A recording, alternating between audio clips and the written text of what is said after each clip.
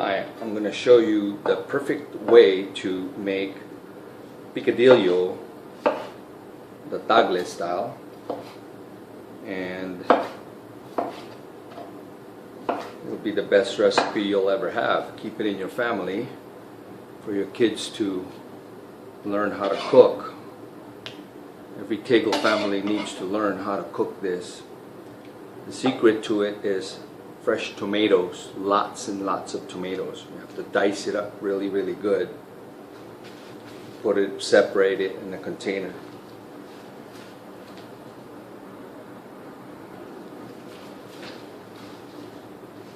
Now, as an option, you can also use potatoes. I prefer potatoes. Sometimes the kids don't like potatoes, so I don't use it, but today I'm going to make it with potatoes because the potatoes are the best. And don't use those red cooking potatoes. Use the old-fashioned dirty brown tomatoes. Peel it really good and then cube it up really well. Makes a perfect picadillo.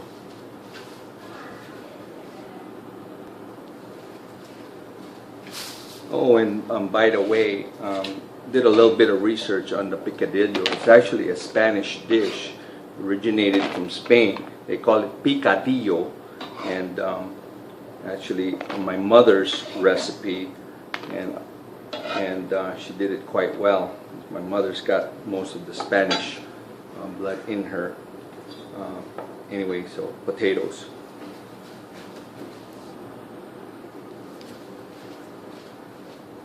So the next ingredients that you want to add into the picadillo is onions. Onions is essential to making the perfect picadillo.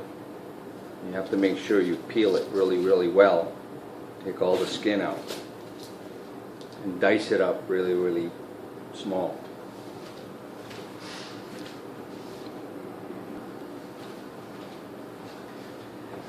Now, in the traditional picadillo, we don't put chili hot pepper, but my version of it, you do. So one whole jalapeno California Mexican pepper, dice it up really well, and we'll add this on later on. Stand by.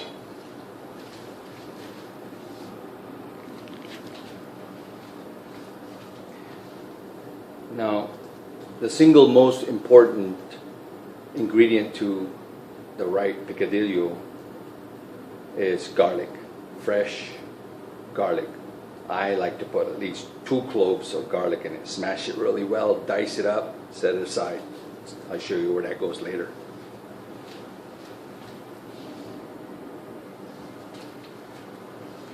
Okay, so now what we have here is diced tomatoes, potatoes, onions, and 2 cloves of garlic finely diced, and 1 jalapeno pepper. And we're going to make this into magic picadillo. Stand by, I'll show you how.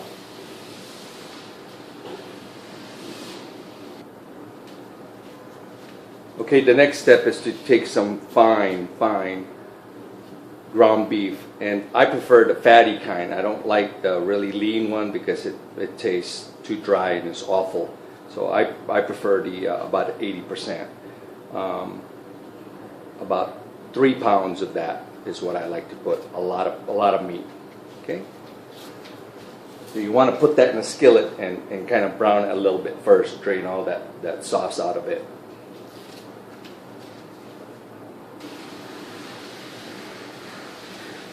Now, on 2 skillets, you want to take the ground beef and kind of brown it over here on one bigger skillet. And then on the other frying skillet, you want to take your garlic, put a lot of olive oil in your pan.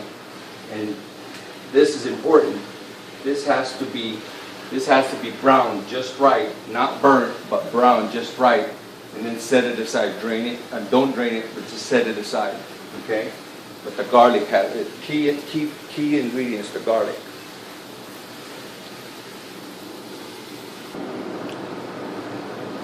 Now, while I'm browning the ground beef, and browning the garlic, you got to keep an eye on that garlic. I'm dicing the jalapeno pepper, one whole, big fat, California grown Mexican jalapeno pepper. Dice it up really, really well, so you almost can't see it.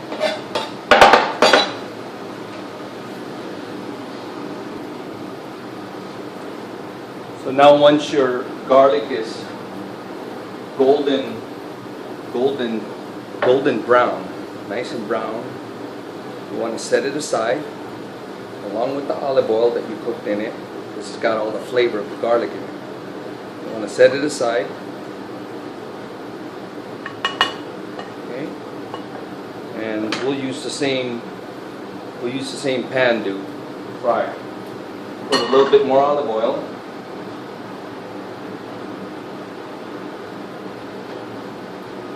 Okay, now what we want to do is we want to brown the potatoes a little bit, just a little bit.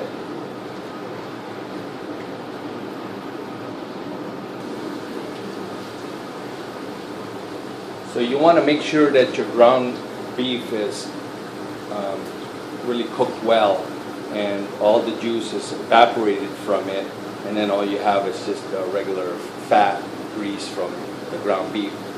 And you may or may not want to strain that. I like to strain a little bit out of it because I use a lot of olive oil to cook the garlic, the potatoes, and the onions in, so that in itself it's going to create more oil for it. So you could eliminate the fat from the ground beef. Make sure you strain it, okay?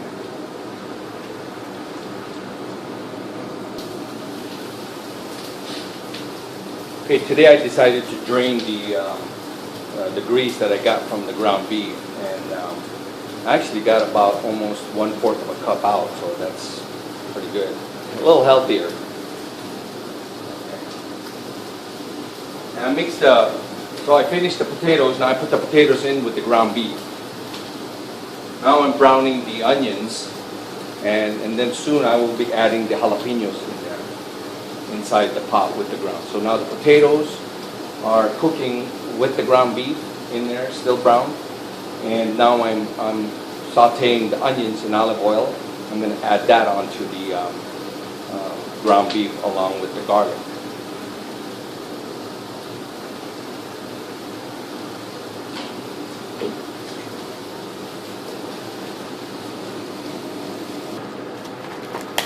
Okay, so now I got the garlic, the onion, the potatoes in there cooking, and now I'm going to add the tomatoes and the jalapenos, and just nice and get it nice and toasty in there. The tomatoes are actually going to make the sauce of it.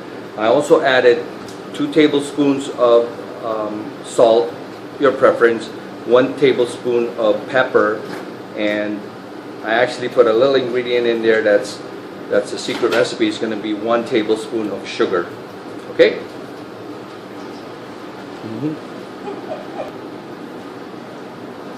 So once I have everything in there ready, the final touch, tomatoes, perfect ingredient. You add it on to the Picadillo pot. Throw it in there. Mix it around. Hear all that? All the sauce in there. And this is actually what's going to make the sauce.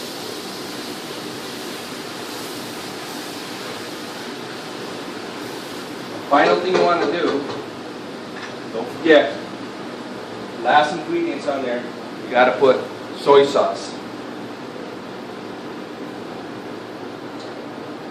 I put a couple of glip of soy sauce in there. The key to every time you saute garlic and onions, you always have to put soy sauce in it. And then you cover it, you just let it simmer. And there you have it, the perfect picadillo. Let me show you what it looks like. That is what a perfect picadillo looks like.